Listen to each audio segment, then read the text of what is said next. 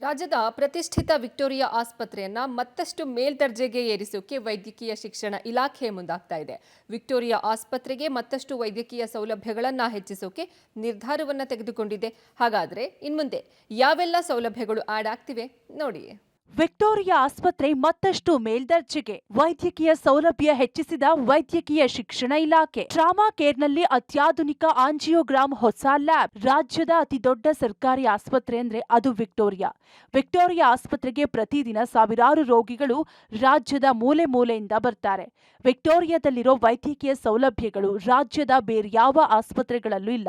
ಈಗ Victoria Minto ಜೊತೆಗೆ Victoria ಆಸ್ಪತ್ರೆ ಆವರಣದಲ್ಲಿ ಇರುವ ಹೊಸ ಟ್ರಾಮಾ ಕೇರ್ ಸೆಂಟರ್ ಅನ್ನ ಸುಸಜ್ಜಿತವಾಗಿ ಉನ್ನತೀಕರಣಗೊಳಿಸಿ ವೈದ್ಯಕೀಯ ಸೌಲಭ್ಯ ಹೆಚ್ಚಿಸಲು ವೈದ್ಯಕೀಯ ಶಿಕ್ಷಣ ಇಲಾಖೆ ಮುಂದಾಗಿದೆ. ದಕ್ಷಿಣ ಭಾರತದಲ್ಲೇ ಮೊದಲ ಸಾಂಕ್ರಾಮಿಕ ರೋಗ ಸಂಶೋಧನೆ ಮತ್ತು ರೋಗ ನಿರ್ಣಯ ಪ್ರಯೋಗಾಲಯಗಳನ್ನ ಓಪನ್ ಮಾಡಿ ಹಲವು ಸೌಲಭ್ಯ ಹೆಚ್ಚಿಸಲು ಮುಂದಾಗಿದೆ. ಇನ್ನು ವಿಕ್ಟೋರಿಯಾ ಆಸ್ಪತ್ರೆ, ಮಿಂಟೋ ಮತ್ತು ಟ್ರಾಮಾ ಕೇರ್ ಸೆಂಟರ್ನಲ್ಲಿ ಯಾವೆಲ್ಲ ವೈದ್ಯಕೀಯ ಸೌಲಭ್ಯ ಸಿಗಲಿದೆ ಅಂತ ನೋಡೋದಾದ್ರೆ, ವಿಕ್ಟೋರಿಯಾ ಮಿಂಟೋ ಮೇಲ್ದರ್ಜೆಗೆ. ವಿಕ್ಟೋರಿಯಾದ ಟ್ರಾಮಾ ಕೇರ್ ಸೆಂಟರ್ನಲ್ಲಿ ಹೊಸ ಅತ್ಯಾಧುನಿಕ ಡಿಎಸ್ಎ ಕ್ಯಾಥ್ ಲ್ಯಾಬ್ ಓಪನ್ ಮಾಡಲು ನಿರ್ಧಾರ.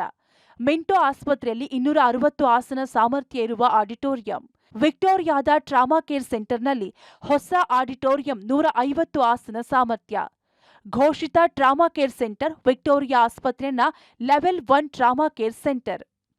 ವಿಕ್ಟೋರಿಯಾ ಆಸ್ಪತ್ರೆ ಮೈಕ್ರೋಬಯಾಲಜಿ ವಿಭಾಗದಲ್ಲಿ ಸಾಂಕ್ರಾಮಿಕ ರೋಗಗಳ ಸಂಶೋಧನೆ, ರೋಗ ನಿರ್ಣಯ ಪ್ರಯೋಗಾಲಯ ಓಪನ್ ಆಗಲಿದೆ.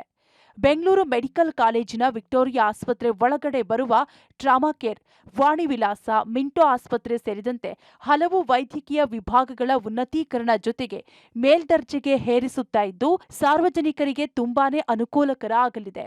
Lokesh Kodagadala, public TV, Bengaluru.